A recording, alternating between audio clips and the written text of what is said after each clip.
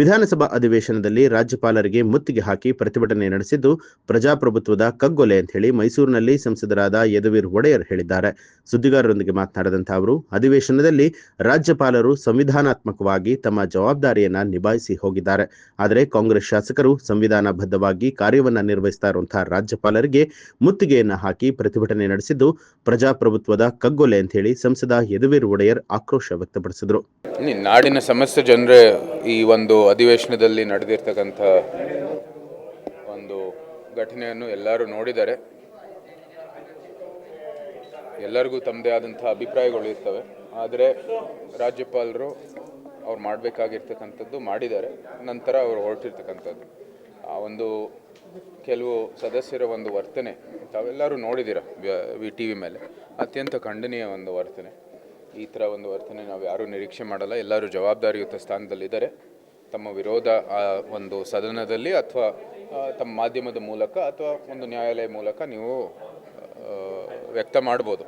ಆದರೆ ಇಂಥ ರೀತಿ ಮಾಡೋದು ಯಾರೂ ನಿರೀಕ್ಷೆ ಮಾಡೋದಿಲ್ಲ. ಅತ್ಯಂತ ಖಂಡನೀಯ ಒಂದು ವರ್ತನೆ ಅದು.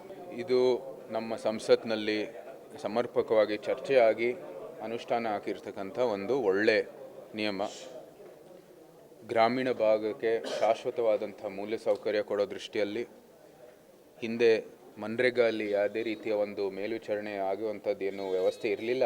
ಇವತ್ತು ಅದು ಕೂಡ ಒಂದು VBG ರಾಮ್ಜಿ ಮೂಲಕ ಬಂದಿದೆ.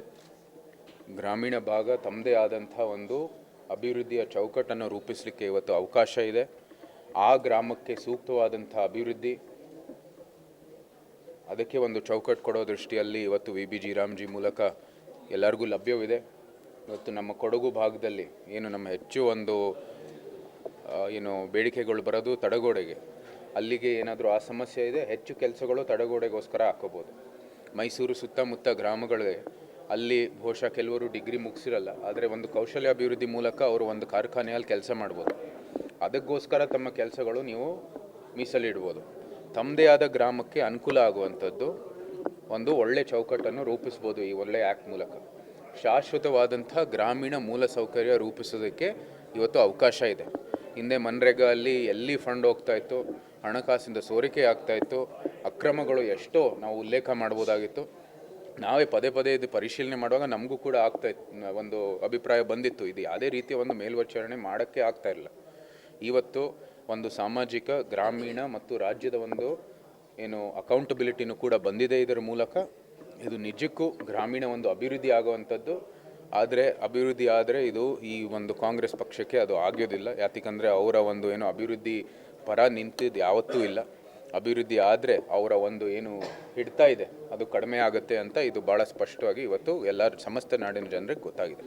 ನಮ್ಮ ಕಡೆಯಿಂದಾನೇ ಹಿಂದೆ ಈ ಸ್ಪೆಂಡಿಂಗು ಹಿಂದಿನ ವರ್ಷದಲ್ಲಿ ಸುಮಾರು 80,000 ಕೋಟಿ ಆಗಿತ್ತು.